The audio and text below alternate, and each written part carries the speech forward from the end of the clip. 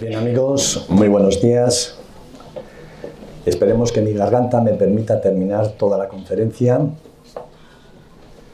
porque realmente es interesante, y si algo fueron los esenios, fueron un ejemplo de hermandad, de fraternidad, de amor, de verdadero amor entre hermanos, que juntos unían fuerzas para el despertar de la conciencia. Fue en 1947 cuando muy cerca del Mar Muerto se hallaron en unas cuevas casualmente, unos beduinos encontraron unos rollos que luego fueron conocidos como los rollos del Mar Muerto. Esas cuevas estaban muy próximas de un recinto arqueológico conocido como Qumran. Con el tiempo se ha venido a evidenciar que los esenios fueron los habitantes de esa zona. Todo lo que vamos a decir va a estar basado en 3 libros o en 3 textos fundamentales. El primero es Flavio Josefo, que vivió del año 37 al año 100 después de Cristo. Fue un historiador judeo-romano. Nació judío en Jerusalén y murió en Roma siendo un judío romano. Los otros 2 textos en los cuales nos vamos a basar están extraídos precisamente de los rollos del Mar Muerto, la regla de la comunidad y el documento de Damasco. Cuando uno se pone a estudiar un poco la historia, se da cuenta que, como ya se ha dicho aquí, todo es un plan. Porque hace ya más de 700 años antes de Cristo se sabía y se esperaba la llegada del Mesías. Pero con el tiempo sucedieron una serie de acontecimientos que cuando los analizamos vemos que todos esos acontecimientos no son fruto de la casualidad y que dieron como resultado un mayor expansionamiento de esa enseñanza que vino a traer Jesús el Cristo. Pasados los años, Nabucodonosor cogió a todo el pueblo judío, a gran mayoría, y se lo llevó para Babilonia, a un exilio. Estuvieron fuera durante 70 años. Para cuando volvieron, que les liberó el rey persa, Ciro, para cuando volvieron después de esos 70 años ya prácticamente habían perdido el idioma hebreo. Y ellos lo que hablaban era el arameo, un idioma internacional en toda esa zona de arriba de Palestina, de Siria, de Persia, etc. Pero en el año 300 viene Alejandro Magno, conquista toda Palestina, comienza a helenizar toda la zona, conquista lo que antes era la mayor parte de todo el mundo conocido, y el tiempo llevó a que el griego, que solamente se hablaba en esa zona de Grecia, se empezó a hablar desde la península ibérica hasta el otro extremo del Medio Oriente, hasta los mismos pies de la India. De tal manera que cuando llegó Jesús el Cristo, el idioma que tenían los hebreos ya no era el hebreo, era el arameo junto con el griego. ¿Esto qué hizo? Esto lo que hizo fue que cuando llegó Jesús el Cristo, que su idioma nativo era el arameo, sin embargo, cuando se escribieron los evangelios, se escribieron todos en hebreo. Y de golpe y porrazo esos evangelios se podían leer desde la península ibérica hasta la India. Esto fue realmente trascendental y esto fue definitivo, porque gracias a esto la enseñanza de Jesús el Cristo se ha conocido por medio mundo. Solamente una cosa, imaginaros que todas estas cosas que hemos resumido aquí no hubieran sucedido, que los hebreos hubieran seguido hablando hebreo. ¿Qué habría sido de Jesús el Cristo? De hecho, que es de Elías, de Ezequiel, Jeremías, todos son profetas dentro de un pueblo. La enseñanza de Jesús el Cristo habría quedado encerrado ahí en ese pueblo. Hoy no estaríamos hablando de Jesús el Cristo. Entonces, vamos a irnos un poco a la historia y nos vamos a meter ahora concretamente en una época importantísima. Nos vamos a ir al año 170, 160 antes de Cristo, donde el imperio seleucida ya no permite la difusión y la práctica del judaísmo. Quiere poner en sus templos los sacrificios a Zeus, etc. Todo esto hace que con el tiempo los judíos no lo acepten y comienzan a rebelarse hacia todo lo que sea helenizar su cultura. Realmente consiguieron la independencia, pero crearon un problema, porque para ser rey del pueblo judío, para ser sumo sacerdote, se tienen que tener dos requisitos. Para ser sumo sacerdote se tiene que ser descendiente de Sadoc, el que fue sumo sacerdote cuando se construyó el templo de Salomón. Para ser rey de los judíos resulta que tienes que ser descendiente de la rama de David. Y resulta que los macabeos, o también conocidos como asmoneos, no eran ni descendientes de David, ni eran descendientes de Sadoc. Pero ellos gracias a ellos consiguieron la independencia. Y ellos no quisieron agarrar el poder, no quisieron soltar el poder. La gente del pueblo decía, venga, vamos a elegir al rey David, vamos a elegir al sumo sacerdote y que cumplan estos requisitos. Pero los macabeos no lo permitieron, se agarraron al poder. Es más, ellos unieron el poder político junto con el poder sacerdotal, de tal manera que el sumo sacerdote era el máximo dirigente también político del pueblo de Israel. Esto creó grandes problemas. A partir de ese momento, y ya nos vamos a ir hasta la llegada de Jesús, el Cristo, se fueron formando diferentes escuelas filosóficas. Vamos a utilizar el término escuelas filosóficas porque es el término que utiliza Flavio Josefo. Él habla en griego, utiliza la palabra airesis. Airesis significa escuela filosófica o escuela de pensamiento. Luego, con el tiempo, se pasó a significar la palabra secta. Pero en aquel tiempo la palabra secta no tenía el sentido peyorativo que tiene en la actualidad.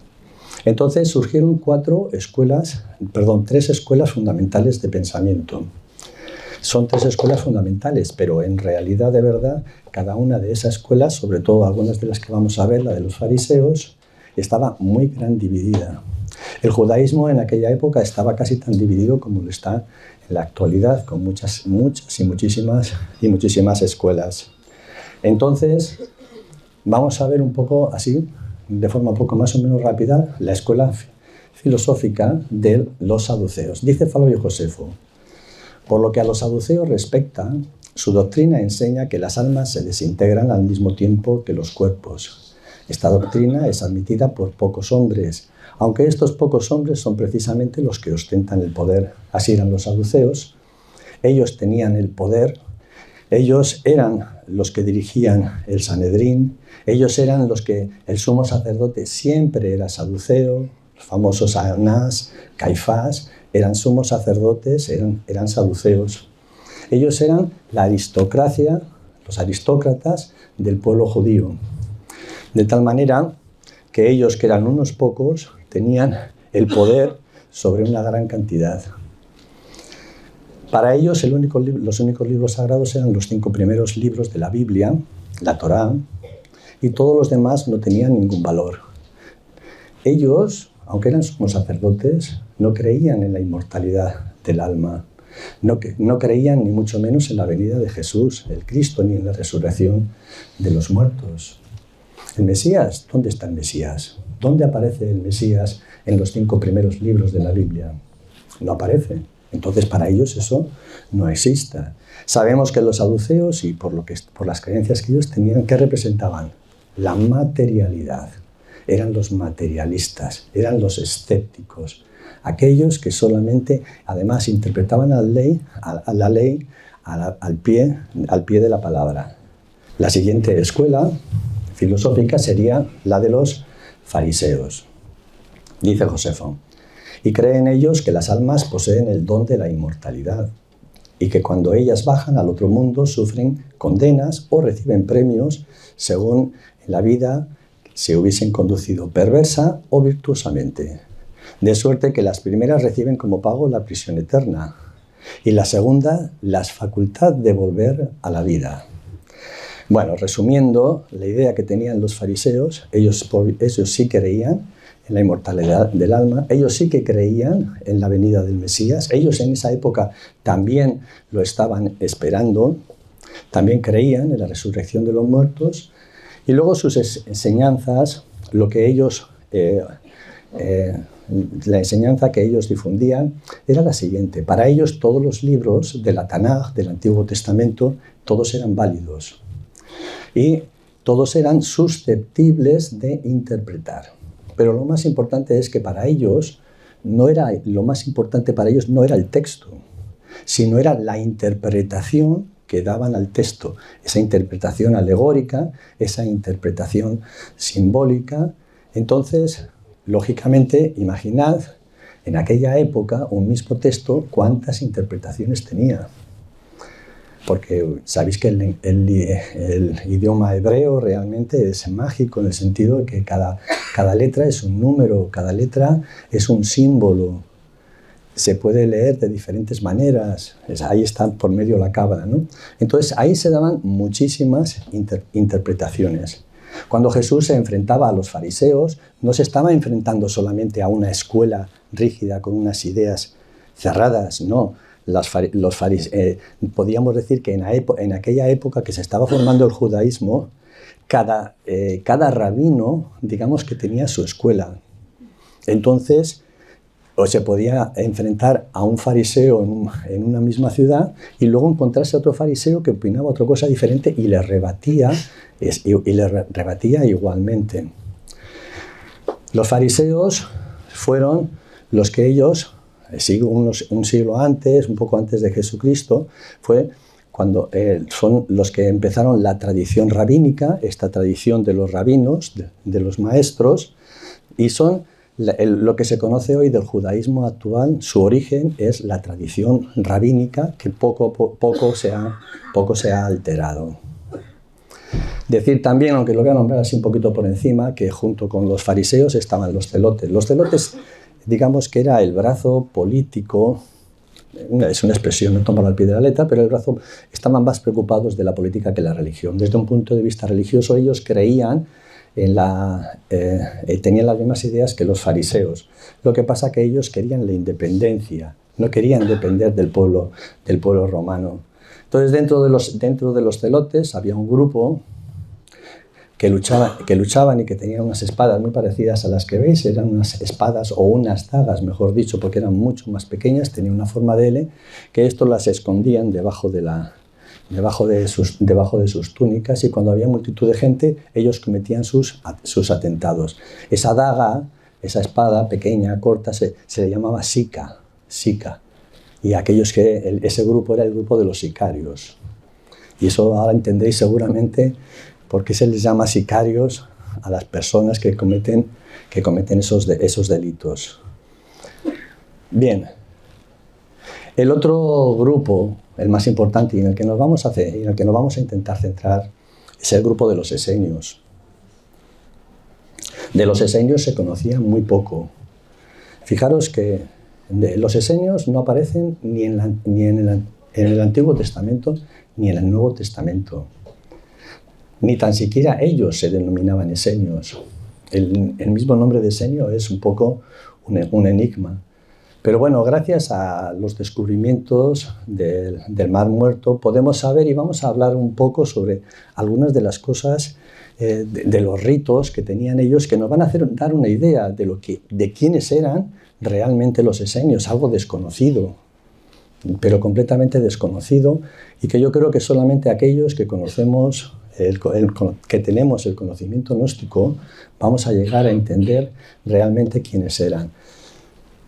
Nos vamos a acercar primero, por un lado, con las palabras de Flavio Josefo. Decir que Flavio Josefo, desde los 16 años, él ya quiso conocer todas las escuelas filosóficas. Y pasó 3 años conociendo las tres escuelas, la de los saduceos, fariseos y la de los esenios. Se sabe que estuvo 3 años con una persona, Banús o Bano, creo recordar, que todos nos hacen pensar que era un esenio, pero no lo podemos confirmar. El caso es que él, después de pasar por esas 3 escuelas, él decidió calificarse como fariseo. Fijaros que, siendo un fariseo, las palabras que va a decir sobre los esenios, de los 3 grupos, sobre el que más habla y el que mejor habla es sobre los esenios.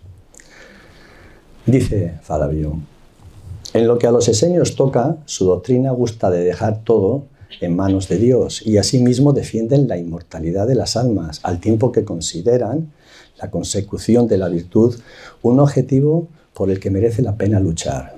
Ellos realmente luchaban por alcanzar las virtudes del alma. Son hombres de una condición extremadamente buena, y merece que se admire la justicia de sus comportamientos, puesto que nadie entre los griegos o los bárbaros dio en modo alguno el más mínimo ejemplo de una conducta tan justa. Ellos eran los más justos, los más correctos. Realmente eran un ejemplo, un verdadero ejemplo para la sociedad. Hemos visto la importancia que tiene el control de la palabra. Para ellos era muy importante. No suele haber aquí entre ellos ni clamor ni gritos, ni ruido alguno, porque aún en el hablar guardan un orden grande, dando los unos lugar a los otros. ¿Os imagináis? Está uno hablando, termina de hablar y cede la palabra al otro. Y si no tiene que decir, calla y guarda silencio. Y cuando guardaban silencio, parece que para los que estaban fuera de allí, parece una cosa muy secreta y muy venerable. Esto es importante porque esto que nos dice aquí ahora Flavio Josefo sobre la importancia de los juramentos, resulta que luego más tarde vamos a ver cómo se van superponiendo, se van a ir solapando ideas que tenían los esenios con las ideas que nos va a transmitir Jesús el Cristo. Saben guardar y cumplir cuanto dicen como si con juramento estuviesen obligados. Son muy recatados en el jurar, porque tienen por mentiroso aquel a quien no se puede dar crédito sin que llame a Dios por testigo. Ellos no juraban. Solamente juraban una vez. Y juraban cuando una vez, que habían pasado ciertos años, que luego lo explicaremos, se les permitía entrar en la escuela de los esenios. Entonces sí hacían un juramento de no revelar los secretos que sucedieran y que conociesen dentro de la escuela. Pero ellos, cuando veían a alguien que juraba para sustentar que está diciendo la verdad, no se fiaban. Lo tenían por mentiroso. Te tienes que apoyar en lo más grande, que es Dios, para decir que tú estás diciendo una verdad. No se necesita. La palabra de un esenio era la palabra de un hombre. Y fijaros lo que nos dice Mateo 5. Además, dice Jesús el Cristo, habéis oído que fue dicho a los antiguos, no jurarás falsamente, sino que cumplirás al Señor tus juramentos. Es decir, tú si juras, júralo, pero cúmplelo. Mas yo os digo, dice Jesús el Cristo, no juréis de ninguna manera, ni por el cielo, ni por la tierra, ni por Jerusalén. Buscaban la virtud y, como nos dice el maestro, llegaron al despertar de la conciencia y tenían facultades. Herodes apreciaba a los esenios y los consideraba una raza superior al género humano, porque son muchos los esenios que son honrados con tan alta consideración a causa de sus excelentes virtudes y de su facultad de interpretar los designios divinos. Flavio Josefo cuenta la historia de Menahem, el egipcio, en el que, yendo por la calle, se encontró con Herodes, el grande, pero que entonces era pequeño, él iba a la escuela, y entonces él le saludó como rey. Y entonces el niño Herodes le dijo, que soy una persona, que no soy un rey. Y le dice Menahem, lo sé, pero tú llegarás a ser rey. Y le predijo que su reinado iba a durar varias décadas. Este es el rey que falleció al poco tiempo de nacer Jesús. Pero justo en referencia a su hijo, Herodes Arquelao, que le continuó también Simón, el esenio, predice la caída de Herodes Arquelao. Y le dijo, con una antelación de 5 días, le dijo que iba a perder su reinado. Para entrar en la comunidad, ellos, el nombre que se dan principalmente ellos a sí mismos, en hebreo es Yahad. Yahad significa comunidad. Luego se dan ellos a sí mismos un montón de nombres. Se llaman los hijos de la alianza, los verdaderos hijos de Israel, la comunidad de los santos. Hablamos de la luz y las tinieblas. Ellos se calificaban los hijos de la luz, siendo los hijos de las tinieblas todos los demás. No, cuando decimos todos los demás, ellos no consideraban al pueblo de Israel, no lo consideraban ni a los saduceos, ni a los fariseos, y por supuesto tampoco a los gentiles. Ellos se sentían como los únicos que estaban dentro de la alianza. Cuando entraban en la comunidad tenían que entregar todos sus bienes. Si querías, eso era voluntario. ¿Tú quieres entrar en la comunidad? Sí, pero si quieres entrar tienes que entregar todos tus bienes. Vender tu casa, lo que tengas. Que tienes mucho, tienes que entregarlo todo. Que no tienes nada, lo que tengas. No tienes nada, entra igualmente. Pero a partir de ahí, una vez que entras, todo tu trabajo, el resultado de tu esfuerzo va a ir a parar a una bolsa en común. Curiosamente, los primeros cristianos vivían en comunidad. Podéis leer en Apóstoles 5. Y además esto estaba... si alguien entraba en la comunidad y entregaba unos bienes, y si se enteraban de que esos bienes valían X cantidad, pero lo que entregaba él era la mitad y se había quedado con la otra mitad, eso era severamente castigado. Pues eso que sucedía en los esenios sucedió también con los primeros cristianos. Y en Hechos número 5 cuenta lo que sucede con Ananías y su esposa Safira, en el que son castigados precisamente por no entregar todos los bienes. La mentira, el engaño, no existe entre hermanos. Buscaban las virtudes del alma viviendo en comunidad. Para ellos era muy importante la comunidad, que se tratasen bien, que se tratasen en armonía, con rectitud y con justicia, pero correctamente. Ellos llamaban, de hecho, a su comunidad la llamaban la comunidad de la verdad, porque no hay mentiras entre hermanos. Era la comunidad de la humildad virtuosa, la comunidad de la caridad afectuosa y de la perfecta justicia. Verdad, humildad, caridad, justicia para con otros en el consejo de la santidad, como hijos de la sociedad eterna. Consejo de la santidad, sociedad eterna, todos esos calificativos hacen alusiones a la comunidad esenia. Para los pobres, y esa caridad no solamente la cultivaban entre ellos, sino que además la extendían hacia todos los demás. Mucha gente considera a los esenios como les consideraba, además con ese carácter peyorativo de la palabra secta, pero cuando uno lee a Flavio Josefo, dices, ¿qué tiene esto de secta? Eran seres realmente grandiosos. Dicen, para los pobres, para los indigentes, para los ancianos enfermos, para los siniestrados, para los que padecen cautividad en el extranjero, para las vírgenes sin protector, para los niños abandonados, para todo hermano que no pueda vivir en su casa que por uno u otro motivo. Para todos ellos, parte del dinero que tenían de esa bolsa en común se la entregaban para ayudar a todos los hermanos.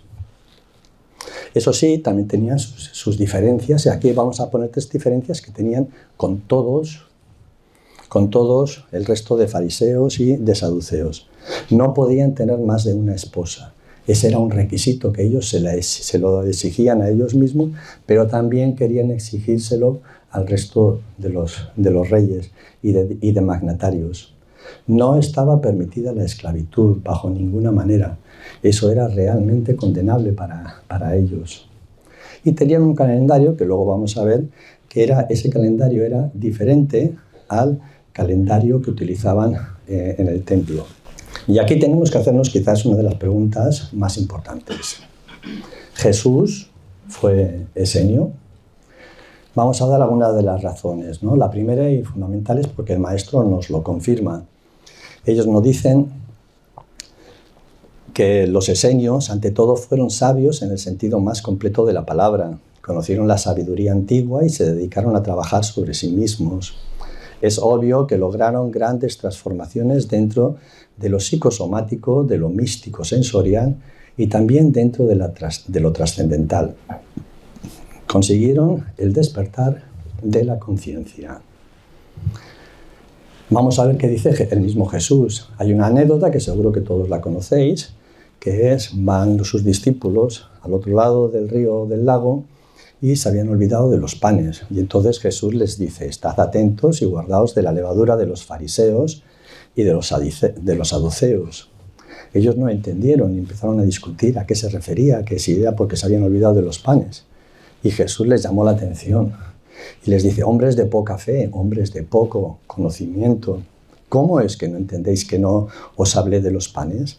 Pero guardaos de la levadura de los fariseos y los saduceos. Y fue entonces cuando entendieron que se estaba refiriendo claramente a las enseñanzas de los fariseos y de los saduceos.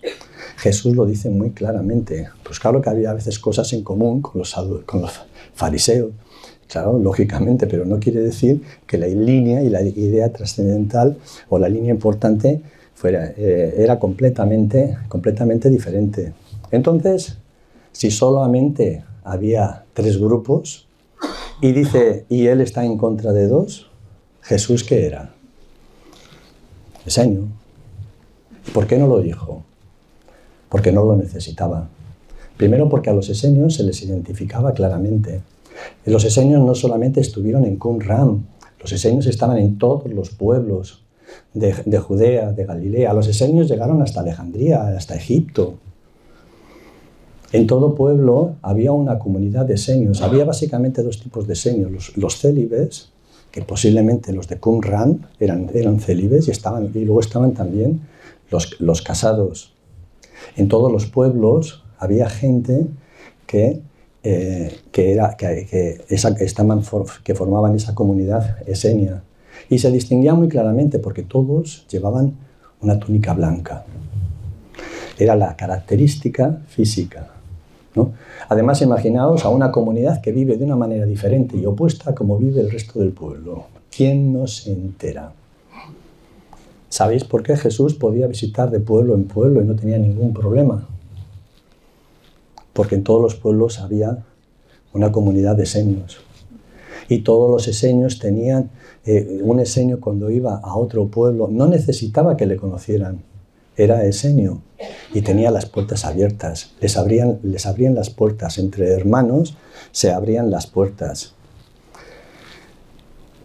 Pero no solamente lo dice el Maestro Jesús, no solamente el mismo Jesús dice que da a entender lógicamente que era esenio, pero ya estudiosos del tema, teólogos, jerarcas de la Iglesia de lo más elevado que os podáis imaginar, intuyen, y la única explicación que dan a lo que vamos a explicar ahora es que no queda otro remedio más que sea que Jesús fuera esenio. De los 4 evangelios hay 3 que son lo que se conocen como sinópticos, Lucas, Marcos y Mateo. Se les dice sinópticos porque todos tienen un mensaje muy común y posiblemente todos hayan sido realizados bajo la misma fuente. Entonces ellos colocan el día de la última cena, el día del Pesaj, el día de la Pascua, cuando están celebrando la liberación, la salida de Egipto. Pero el Evangelio de Juan es un evangelio diferente. Es muy diferente porque dice muchas cosas que no dicen los otros sinópticos y sin embargo sitúa la muerte, la última cena un día antes, el día de la preparación. Es decir, cuando Jesús estaba celebrando la Pascua, el resto de la comunidad judía estaba sacrificando los corderos, porque sabéis que el día de la Pascua se cenaba los corderos, ¿no? ¿A qué se debe esa diferencia? ¿A un error? No. Hemos dicho antes que los esenios tenían un calendario diferente. Los esenios querían conservar el calendario solar, pero ya desde que entraron los asmoneos, los macabeos, cambiaron el calendario se convirtió en un calendario lunar. Entonces, así cuadra que Jesús, siendo esenio, celebró la Pascua un día antes. ¿Utilizando qué? Utilizando el calendario de los esenios. Eso es irrefutable, ¿no? Entonces, no hay duda, Jesús era esenio. Vamos a ver rápidamente unos puntos en común entre los esenios y el cristianismo. Todos tenían una teología basada en la Escritura y tenían un gusto especial por esos 3 libros, Isaías, Deuteronomio y Salmos.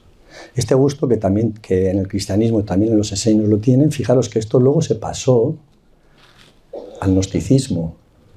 El Pistis Sophia está explicado como, en base a los salmos. Ambos estaban orientados escatológicamente, es decir, ambos hablaban del fin de unos tiempos. El Apocalipsis de San Juan habla del fin de los tiempos. Ellos estaban esperando también que los tiempos en los que estaban viviendo iban a terminar. No sabían cómo, pero que tenían que terminar y que iba a comenzar un nuevo tiempo. ¿Y qué es lo que estaban esperando? La llegada del Mesías. Ellos eran los que lo tenían más claro. Sabían que tenía que llegar un Mesías. Pero no un Mesías, porque Mesías significa ungido. Y esa unción se la daban a muchos reyes y a muchos sumos sacerdotes. El Mesías que estaban esperando era mínimo una persona de la talla de Moisés. Moisés liberó a los egipcios, liberó a los judíos del pueblo egipcio. Y estaban esperando un Mesías que liberase también al pueblo judío que estaba oprimido por los romanos. Ambos hablan de una nueva alianza. Los cristianos para ellos hablan de la nueva alianza que se cristalizó con el día de la última cena. Ellos también hablan de una nueva alianza. Qué curioso. Y esa nueva alianza se cristaliza cuando entran en la comunidad, cuando entran en Qumran, entonces entras en la nueva alianza. Ambos ponían un gran acento en el valor simbólico del agua y también del pan y del vino, como vamos a ver. Las abluciones, las purificaciones con agua estaban también dentro de los judíos, pero las abluciones a las que hablan los esenios hablan de una purificación no solamente física, sino que también psicológica. Hablan del perdón de los pecados, hablan de un arrepentimiento. Entonces, es muy diferente a la ablución que tenían los judíos en aquella época. La palabra Espíritu Santo no aparece en el Antiguo Testamento y, sin embargo, es muy común en los textos de Qumran. Vamos a seguir. Y esta es un poco, para mí, una de las palabras clave para llegar a entender. ¿Quiénes eran los esenios? ¿Era una escuela más? Dentro de algunos estudiosos, ya les he oído y he leído, ¿no?, que eran algo diferente. En realidad, algunos, una minoría, pero no podían clasificarlo como otra escuela filosófica. Y se daban cuenta que eran muy diferentes a las dos anteriores, de los saduceos y de los fariseos. Para empezar, ya Flavio Josefo compara a los esenios con la escuela de los pitagóricos. Los pitagóricos también usaban una túnica blanca, también tenían 3 periodos de entrar. Se les instruía a los pitagóricos, a los que querían entrar en la escuela, pasados 3 años, hasta que no pasaban 3 años, no les pasaban al interior para recibir todas las enseñanzas. A Pitágoras se le atribuye el significado de la palabra esotérico. ¿Quiénes eran los pitagóricos? Los esotéricos. ¿Pero quiénes? Los que estaban dentro, los que recibían la enseñanza verdadera y auténtica. Hasta que no entraran, ¿qué eras? Un exotérico. Estabas fuera, en el exterior, ¿no? Entonces, así resumidamente, ellos pasaban por 3 para poder entrar en la escuela de los esenios, que lógicamente era una escuela esotérica, era una escuela de misterios, era una escuela de regeneración. Tenían que pasar 3 años. Y entonces, el primero, para querer entrar, el director de la comunidad hacía un examen para ver los valores psicológicos y espirituales de la persona. Y si la persona si percibía que la persona podía someterse a la disciplina de la comunidad, entonces le daba paso. En ese primer año no cogían sus bienes, no podían entrar a los rituales más importantes, que son los de la purificación del agua y del banquete sagrado. Y pasado el año eran sometidos a un estudio por toda la comunidad, donde todos tenían voto, habían todos vivido y convivido con esa persona y sabían si tenía derecho a entrar o no. En el segundo año, pues pasaba exactamente lo mismo. Ellos, ¿qué recibían? ¿Qué estudios recibían a lo largo de esos 3 años? No se sabe. Era una escuela de misterios. La regla de la comunidad, el documento de Damasco, lo que habla un poco, habla del rito de entrada. Pero ¿qué conocimientos? ¿Qué se les enseñaba? ¿Qué prácticas hacían? Bueno, tenemos alguna que es la que vamos a poder a explicar. Pero voy a irme ya para adelante. Al final del tercer año, si pasaban las pruebas, pues entraban ya en los ritos de purificación, sus bienes ya formaban parte de la comunidad. Fijaros que no les interesaba para nada los bienes, solamente los cogían al final del todo, cuando ya la persona iba a entrar. Entonces podían participar en el banquete sagrado y tenían voz y voto. Todos vestían iguales. Allí las jerarquías, había sacerdotes, había levitas, había la gente, iba a decir común, había cargos diferentes, pero todos vestían exactamente igual. Ahora vamos a hablar quizás del momento culmen, lo más importante que tenían los esenios. Y esto que es lo que vamos a hablar, lo vamos a encontrar luego en el cristianismo primitivo. Este era el rito más sagrado y especial que tenían los esenios. Antes de asistir hacían unas abluciones con las aguas lustrales. Esta limpieza física iba acompañada de una limpieza psicológica, de tal manera que una vez ya dentro del recinto, toda su mente, todo su corazón estaba orientado hacia Dios. Antes de entrar en ese recinto sagrado, tenían una vestidura sagrada, ellos la consideraban sagrada, y solamente se la ponían para ese ritual. Cuando terminaba el ritual, esa vestidura se la quitaban y la volvían a guardar con sumo respeto. Una vez dentro, recitaban ciertas oraciones en agradecimiento siempre a Dios. También al finalizar, también hacían ciertas oraciones en agradecimiento a Dios. ¿Qué hacían durante todo ese tiempo? No se sabe exactamente, pero sí que se sabe lo más importante. Porque el acto más importante era cuando el sacerdote extendía sus manos para bendecir el pan y el vino. Aunque el vino realmente no es el vino común, no tenía alcohol y realmente es, como veis ahí, la palabra que utilizan es tiros, que es un zumo de uva. ¿Qué es lo que estaban haciendo los antiguos esenios? La sagrada unción. Antes de los primeros cristianos, ellos ya lo estaban realizando. Luego tenían también unas abluciones purificadoras. Todos los días ellos se purificaban por medio de esas aguas lustrales. Pero esa purificación física tenía un requisito y necesario, y tenía que ser el psicológico. Porque esa ablución significaba la purificación y la expiación de todos los pecados. Pero no serán absueltos ni por las expiaciones, ni purificados por las aguas lustrales, ni santificados por los mares o los ríos, ni purificados por ninguna clase de ablución.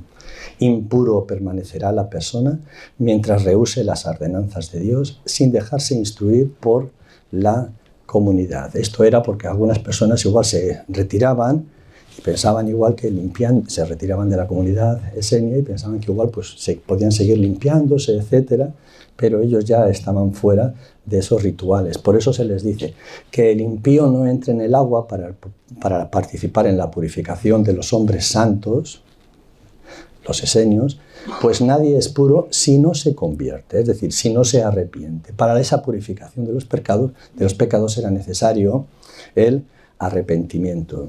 Y esto luego lo vamos a ver con Juan el Bautista. dice Marcos. Bautizaba a Juan en el desierto y predicaba el bautismo de arrepentimiento para la remisión de los pecados. Si esto lo leéis y lo comparáis con lo que acabamos de decir, pues nadie se someterá a la purificación si no se convierte y se arrepiente de su malicia interior. Así es que los esenios eran una escuela de misterios. Jesús fue educado dentro de los esenios, y sabemos que las escuelas de misterios tienen una parte esotérica y una parte exotérica, una parte para el exterior y otra parte para el interior. Una parte para los que quieren profundizar, que son la parte interior, y otra parte para que se conforma con la parte de la apariencia, ¿no? Después de contar las parábolas del sembrador, dice Jesús: el que tiene oídos para oír, oiga. Y cuando estuvo solo, los que estaban cerca de él, junto con los 12, los que se quedaron, les dijo: a vosotros os es dado saber el misterio del reino de Dios, mas los que están fuera, los exotéricos, les hablo por parábolas, y así es como reciben todas las cosas, para que viendo vean y no perciban, y para que oyendo oigan, pero tampoco entiendan. Eso está muy claro dentro de los evangelios, y se sabe que Jesús entregó esa segunda enseñanza. Entonces, para el reino de los cielos es necesario trabajar con las aguas lustrales, purificadoras, esas aguas que Jesús le dijo a Nicodemos que tenía que volver a nacer de nuevo, del agua y del espíritu, esas aguas que nunca te dan sed, y que Jesús se lo explicó a la samaritana en el pozo de Jacob. Pero lo más importante es el arrepentimiento, porque la parte externa es el del rito, y el arrepentimiento es algo ya interior. El arrepentimiento, sabéis que incluye esta palabra, en hebreo es teshuva, en griego es metanoia, y el arrepentimiento lo que significa en sí mismo, para nosotros, para que lo entendamos claro, es cambiar nuestra manera de pensar. Si no cambiamos nuestra manera de pensar, podemos meter en nuestro intelecto todas las opiniones, todas las teorías, todas las palabras hermosas y bonitas, pero seguiremos siendo exactamente los mismos. Pueden pasar 20, 30 años, llevar mucho tiempo en esta enseñanza, y seguiremos exactamente los mismos. Nos van a seguir molestando las mismas cosas, nos va a seguir irritando lo mismo. No habrá un cambio realmente interior. Necesitamos cambiar la forma de pensar. Y los esenios, en la regla de la comunidad, dice: no devolveré a nadie mal por mal, sino que ganaré al hombre por el bien. Esto es un ejemplo de cambiar la forma de pensar. Nosotros seguimos, la humanidad en general, seguimos con la ley antigua: ojo por ojo, diente por diente. ¿Me has hecho mal? Te lo tengo que devolver. ¿Me has mirado mal? Te vas a enterar. ¿Me has mirado mal? ¿Has hecho algo en contra de mí? Voy guardando una etiqueta, como las que veíamos en alguna conferencia anterior, y así tenemos el muro lleno de etiquetas, tenemos nuestra mente llena de etiquetas guardadas. Y tenemos la enseñanza gnóstica, pero sin embargo seguimos siendo los mismos. En el Evangelio, en Mateo 5, creo que es cuando el Maestro Jesús habla de las bienaventuranzas. Luego, más tarde, habla también de poner la segunda mejilla. En Mateo 5 explica muy bien algunas cosas que podríamos nosotros llegar a poner en práctica, y nos ayudaría muchísimo a cambiar la forma de pensar. No tenemos derecho, aunque nosotros lo justifiquemos, a tratar mal a otra persona. Porque si la otra persona nos trata mal, y si nosotros le devolvemos el mal, ¿qué estamos haciendo? Así es como nos volvemos ciegos todo el mundo, y así es como estamos, ciegos psicológicamente. Ojo por ojo nos hemos arrancado todos los ojos. Nosotros tenemos que aprender en base a trabajos conscientes, en base a recto esfuerzo, a actuar de una manera diferente. Así es que, ¿qué es lo que nos trajo Jesús, el Cristo? La doctrina universal del Cristo íntimo. Cristo está dentro de nosotros. Podrían venir cada día un Cristo nuevo. Podrían hacer Cristo todos los años. ¿De qué nos serviría? Seguiríamos aplicando la ley de ojo por ojo, diente por diente. ¿Qué pasó con los esenios? Pues ya para concluir, los esenios fueron la semilla de la nueva enseñanza que trajo Jesús el Cristo. Y la enseñanza que trajo Jesús el Cristo es la doctrina gnóstica. Los esenios estaban esperando a Jesús el Cristo. Fueron muchos los que le siguieron a Jesús el Cristo. Algunos eran fariseos, como Pablo de Tarso, que lo reconoce ahí él mismo en las Escrituras. Otros eran celotes, extremistas, ¿no? Violentos. Sin embargo, abrazaron la enseñanza del Cristo. Simón el celote, que habla en las Escrituras, abrazó la enseñanza del Cristo. Entonces, lo que es realmente el cristianismo gnóstico universal, yo lo voy a resumir en estas frases del Evangelio apócrifo de Tomás, un evangelio gnóstico, que dice así: si os dicen vuestros guías, mirad, el reino está en el cielo, entonces los pájaros del cielo os precederán. Si os dicen está en el mar, entonces los peces os precederán.